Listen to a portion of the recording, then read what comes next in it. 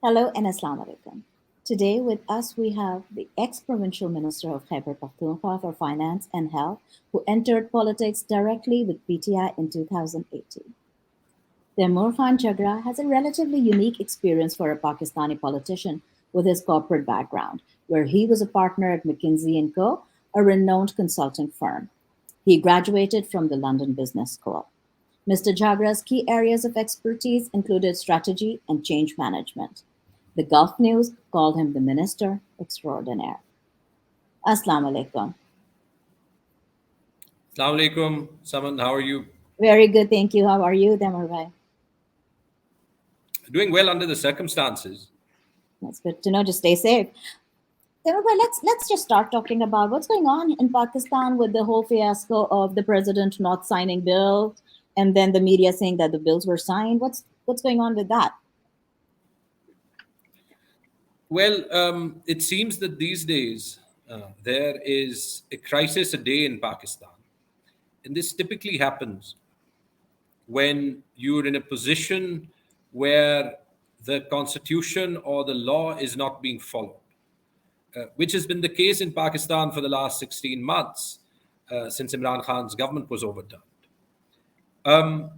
This latest crisis happened towards the last few days of the outgoing PDM government, in which they rushed through a huge amount of legislation through parliament in a not normal manner. Many people objected, civil society objected, the press objected, even many voices of dissent within the PDM parties objected, basically saying that due process was not being followed. And some of the legislation, for example, the two bills in question, which deal with the Official Secrets Act and amendments to the Army Act, make very significant changes that may affect the fundamental rights of ordinary citizens and may actually be against the Constitution. Those bills were sent to the president. And what the president said yesterday in his statement on social media was that he had told his staff to send the bills back, which is a constitutional power that the president has, so that parliament could reconsider them. He says that his staff assured him that the bills had been sent back, yet when the time limit of 10 days passed, the president got to know that the bills had actually been promulgated into law. Now, this is a very serious situation. I disagree with you about the media effectively denouncing the president's actions. One section of the media has denounced the president's actions. And if you actually look at the figures who have, they're the same figures who almost always end up having views on the same side of the line.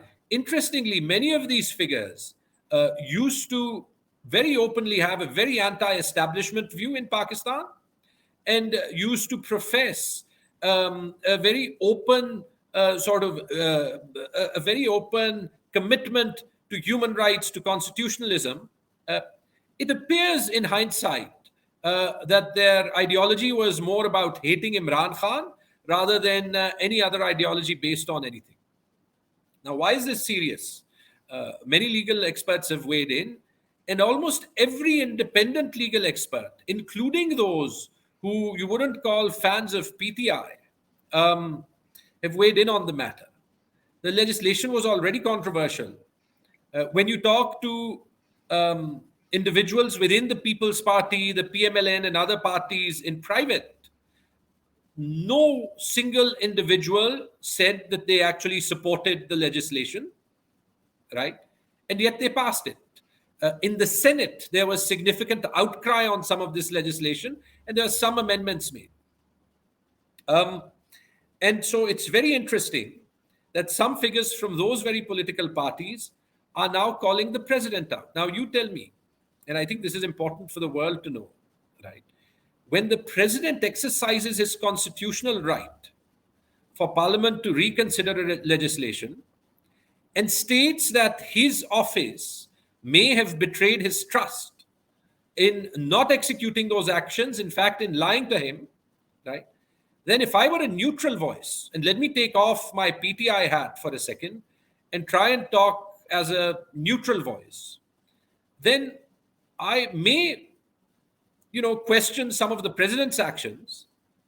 But what I would certainly do is to say that if what the president is saying is true, then his staff misleading him, lying to him, and then executing actions that were in the contrary to the directions that he passed would be an even more serious offense. There is a second element to this crisis, and that second element is that when you read the Constitution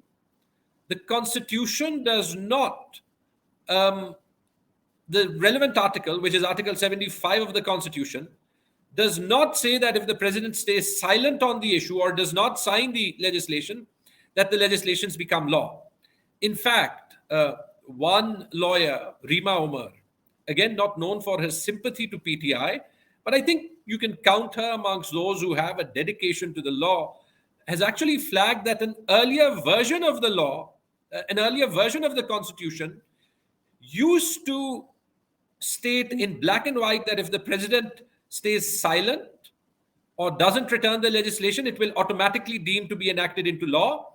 But that sentence was removed from the Constitution in one of the later amendments, which clearly shows beyond any doubt that if there are no signs of the president on the legislation, which is something that the law ministry itself has admitted, then I think there is a second very serious question which must be asked, which is on what basis has the law ministry promulgated that legislation? This is not about the content of the legislation itself, which is a separate debate, right? But this is about a view for every Pakistani, right? Whether a civilian, whether in the military, that in order to strengthen all of our institutions, we must show a commitment to the law. I don't think anyone will disagree with this.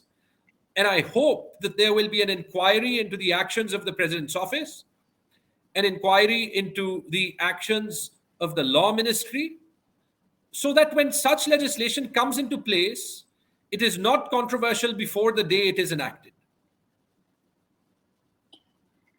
Excellent points there. Now, talking about the contents of the bill, the Official Secrets Act, the Pakistan Army Act, that we saw a pretty big PTM demonstration in the capital a couple days ago.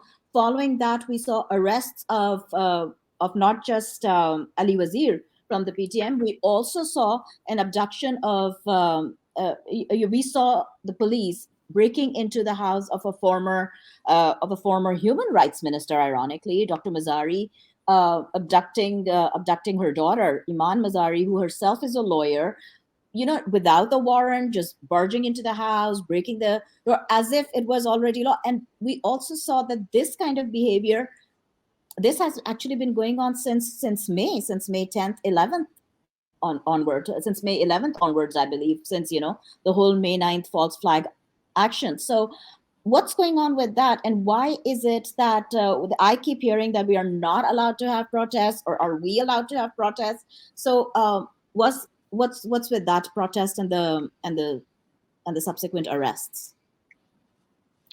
Look, lot of questions there. But what has been going on in the country has not been going on only in the last 3 months. It has been going on since April of last year.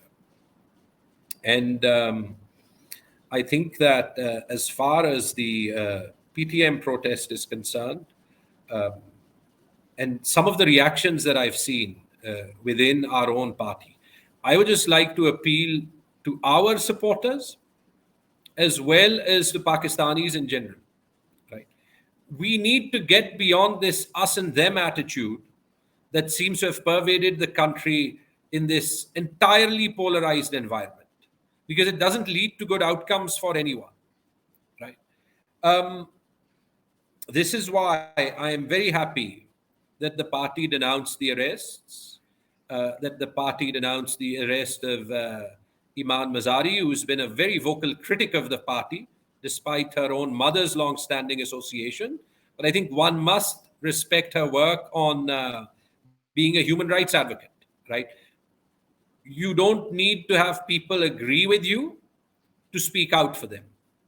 And that is important because in the last 3 months, what we have seen is so many groups that should be speaking out on principle, human rights groups, women's actions groups, the media or sections of the media, um, that stayed silent when ordinary citizens actually suffered the abuse of the law. And the perception that certainly gained amongst the very, very large following of PTI was that this silence was because the people being victimized by the Pakistan government, the PDM government at the time, uh, had some affiliation or the other to PTI.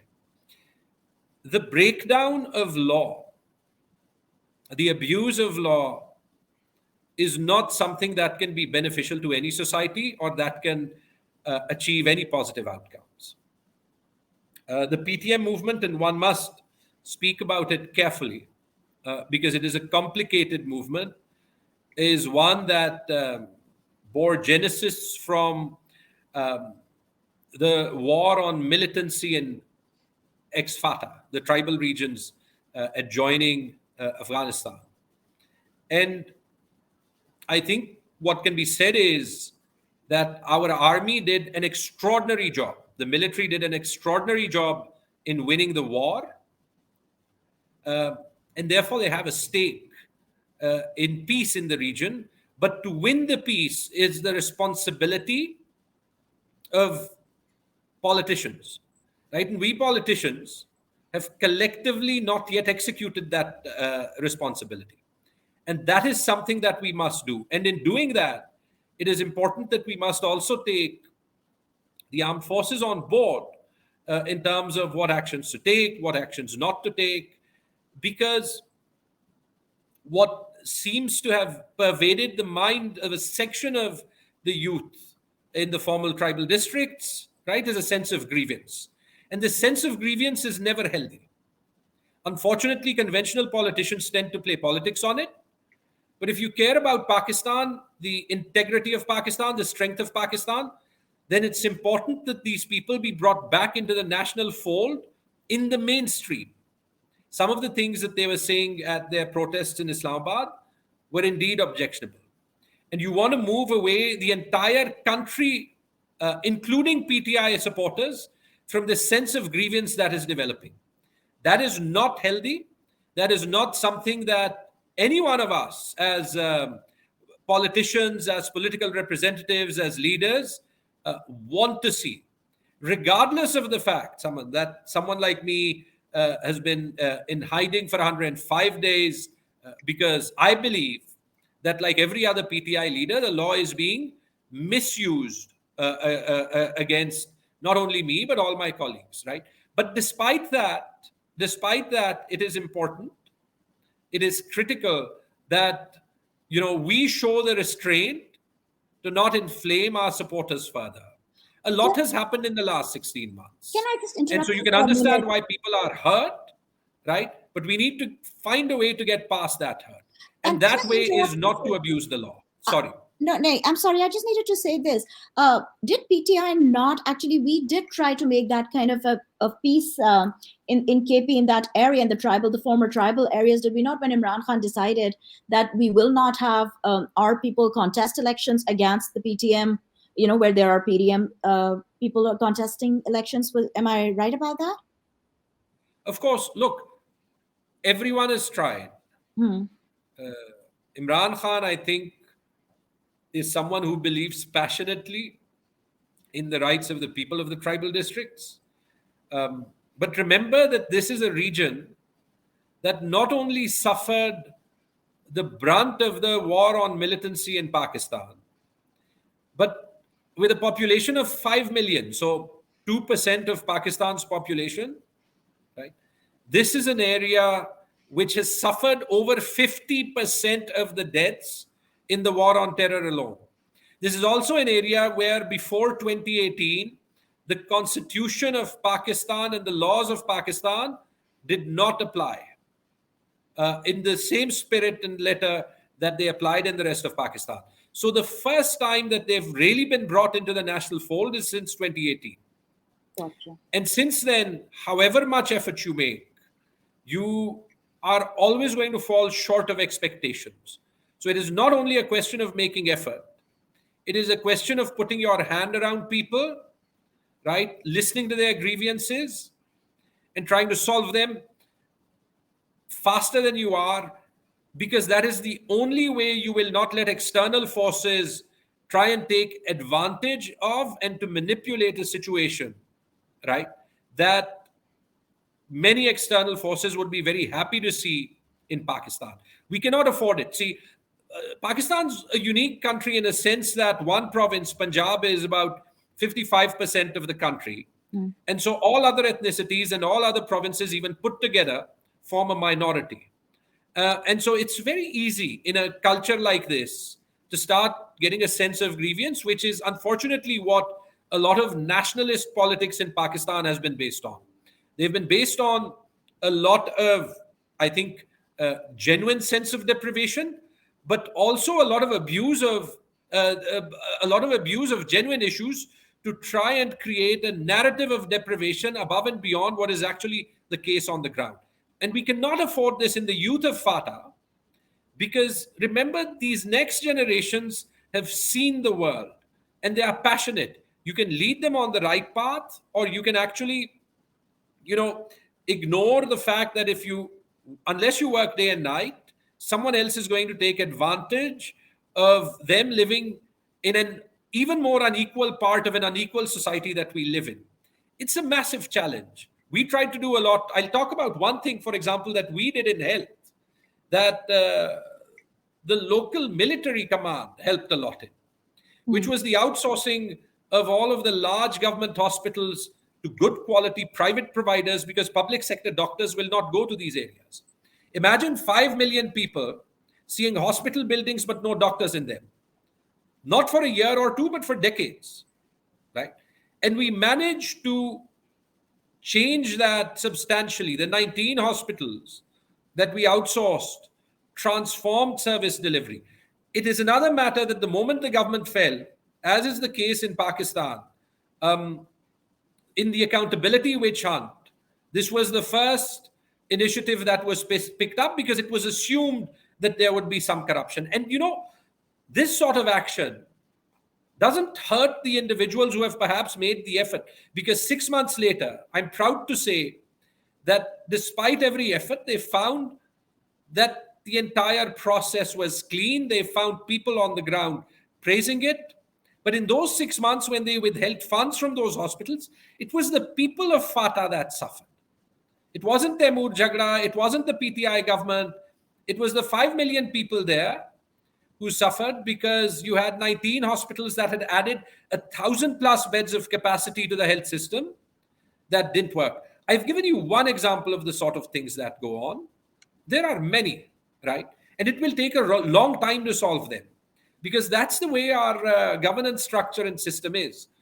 But in the time that we take to solve them, what we can't afford to do is that every time we take a step forward, we then take 2 steps back or half a step back.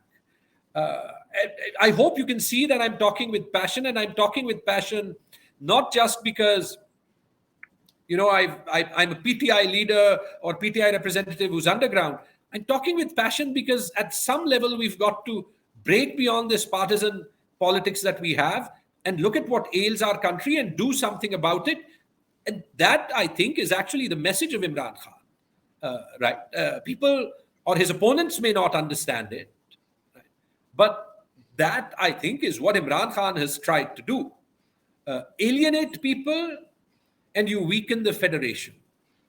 Work for the people of this country, and you strengthen the federation for all the institutions, for politicians, for the civil bureaucracy, for the military bureaucracy, for the judiciary, for the media, and for ordinary people, for millions and millions of ordinary people.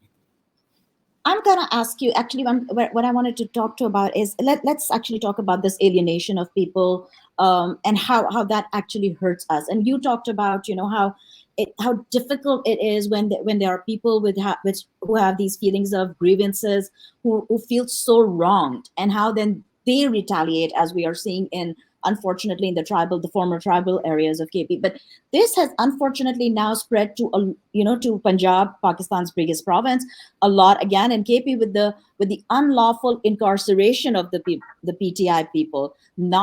These are not just politicians; these are supporters. These are just people who had nothing to do with the politics, but but just support the party, and yet they were being unlawfully incarcerated. They're not getting court hearings that are being delayed. All sorts of things. There are people who've been either missing or in prisons for over 100 days now, and with the law not taking its course at all.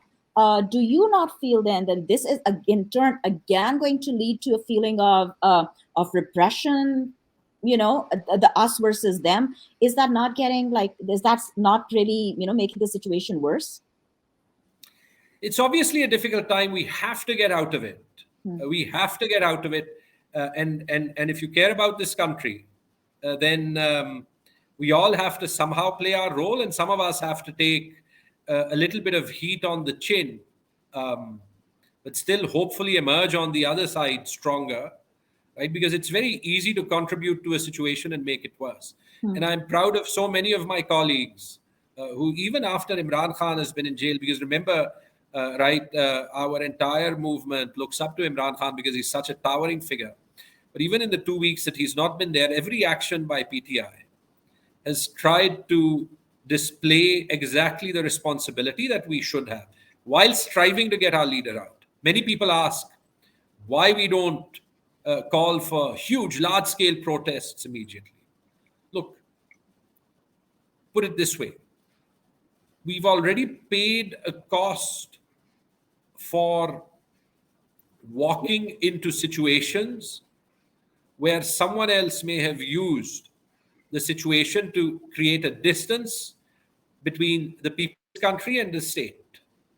And you have to learn from your mistakes to ensure that that doesn't happen again. We may not have bridges with the state today that we need to, but those bridges will come, because I think the people of Pakistan show and have shown in the election that just happened in Peshawar, right, that they're not willing to accept Imran Khan as anything other than a patriot. They're not willing to accept Imran Khan as anything other than the leader of the nation, or they're not willing to accept Imran Khan as a traitor, right? And you can't just go against the will of the people. It doesn't happen. Pakistan is too diverse and too democratic a society, right, for you to simply stop people from expressing themselves through fear. You'll stop them temporarily. They will still come out, but the damage that you'll do in the meanwhile is something we'll all pay for. And I know that everyone in this country in a responsible position, right, ultimately feels for this country. You talked about the sense of deprivation in Punjab or in the larger provinces. Look, yes, let me give you a couple of examples. We have a minister from Swat. He went to jail, he came out of jail, he had bail in all cases. The police still came to arrest him. Colonial 3 MPO orders, which allow the police, on the orders of the administration, to arrest any individual without a warrant on the assumption of him or her creating a public nuisance, have been used again and again and again against individuals. In this case, they abducted his 13-year-old son. He was returned after 6 hours. But it takes a lot of courage for any individual to, look at a situation like this and still retain positive thoughts. Another colleague, Atif Khan, his son was detained at Peshawar airport when he was coming back, and it took 4 or 5 hours to release him.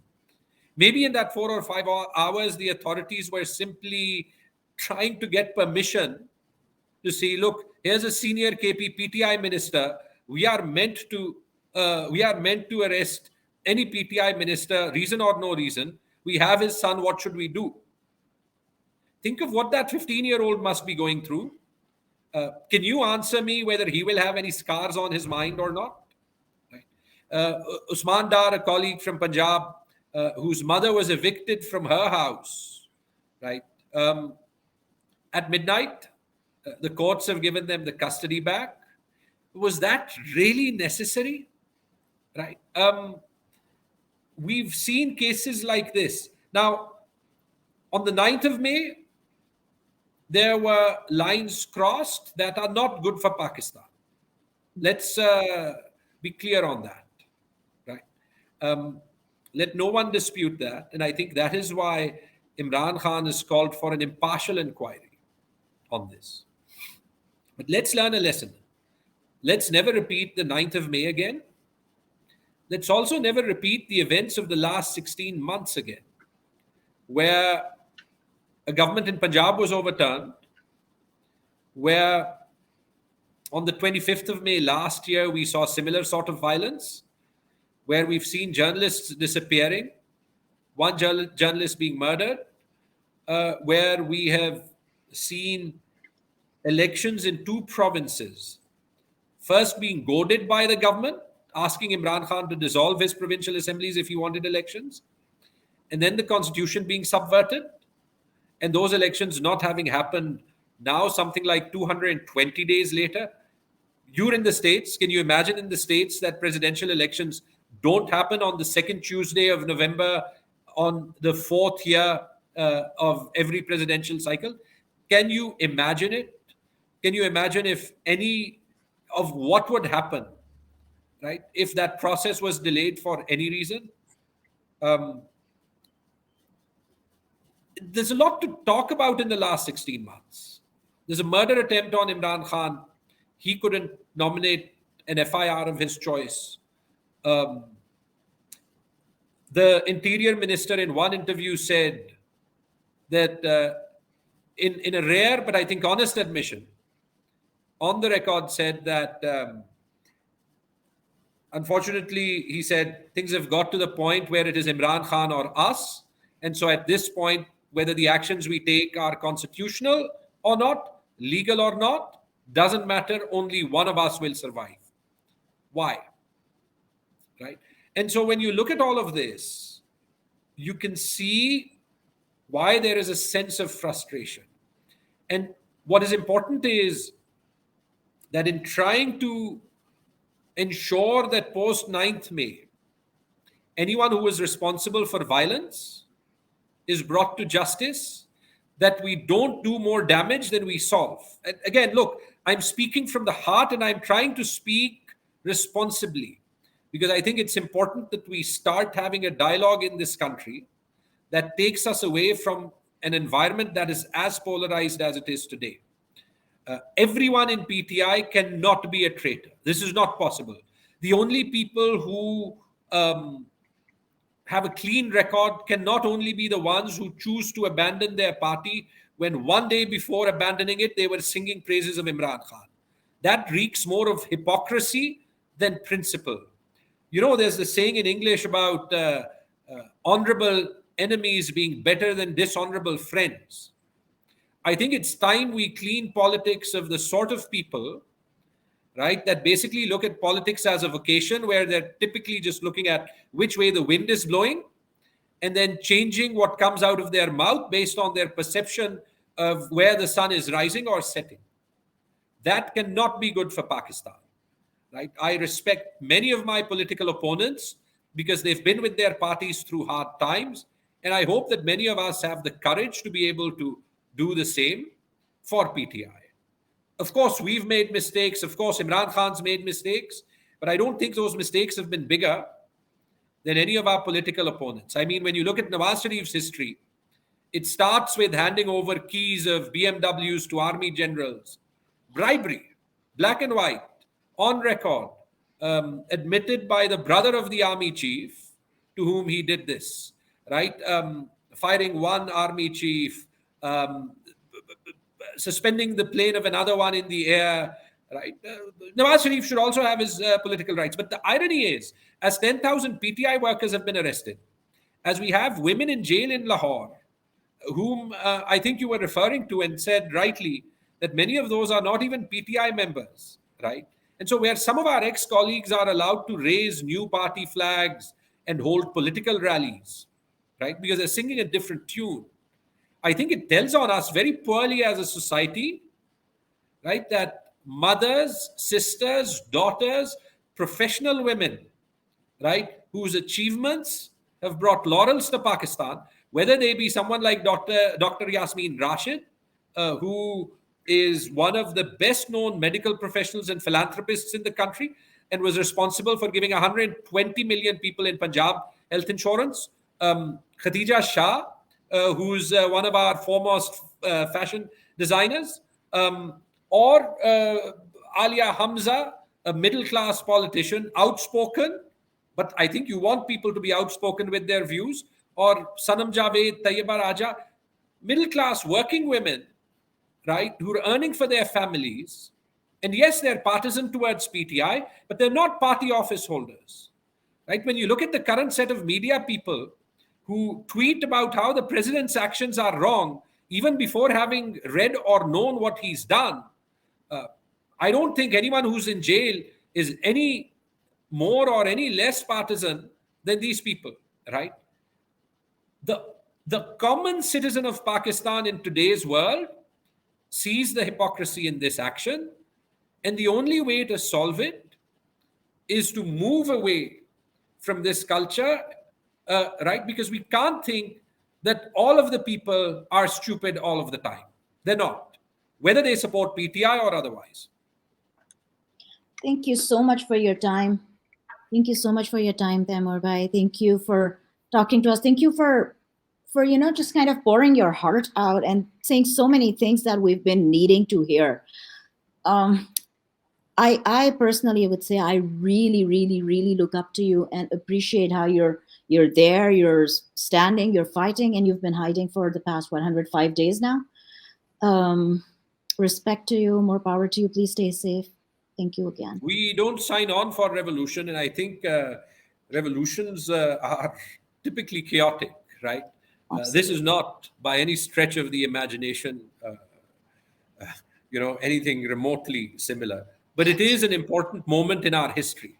Okay, And I think it is important at such times to stand up on the right side of history. absolutely. But since you brought it up, and I thought I had signed up, but let me ask you one last thing, like just very briefly. Are there ever times when you say, why did I leave this cushy life where I was working in McKinsey, making a lot of money? I didn't have to stay in hiding. Ever miss that and ever regret that decision of doing what you're doing now?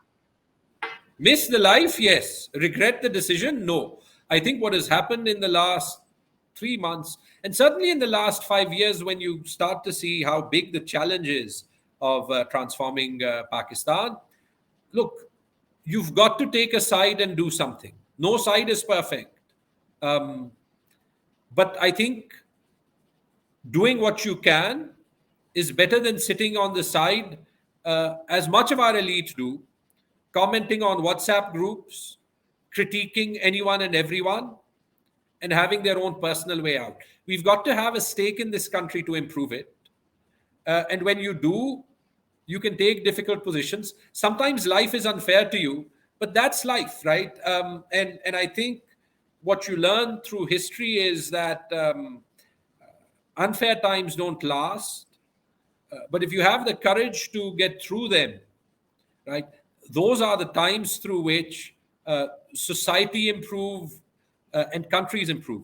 And I think the one last thing I'd like to say on this is, I talk openly, I try and talk responsibly, but I think it's important to speak, though. And I think it's important to speak because even though our corporate lives were very different, we used to learn a set of values at the consulting firm I worked for, and one of them was about speaking truth to power, right? I think what is incredibly important when you're in positions of power is that you realize that a lot of the feedback that you're getting, right, is curated to try and be what people think you want to hear.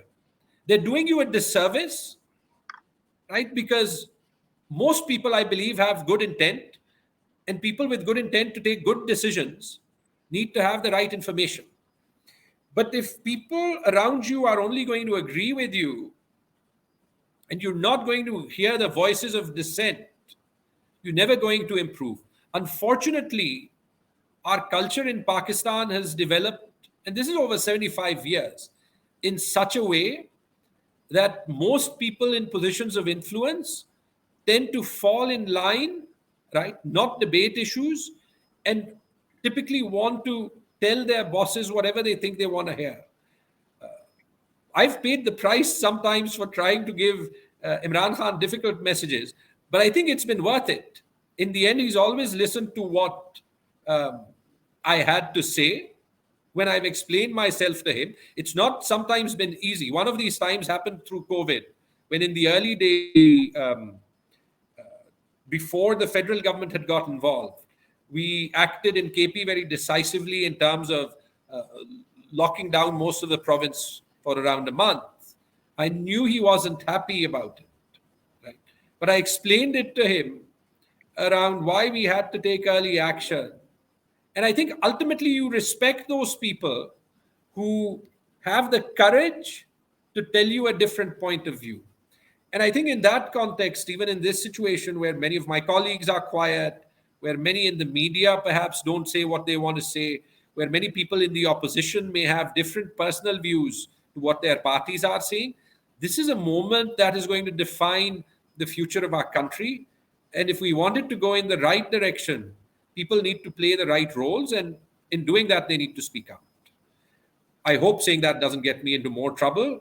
But again, I'm speaking from the heart. I'm sure you really cannot get into any more trouble than you already are in right now, Taimur bhai. Thank you so much for your time. I really appreciate it. Thank you.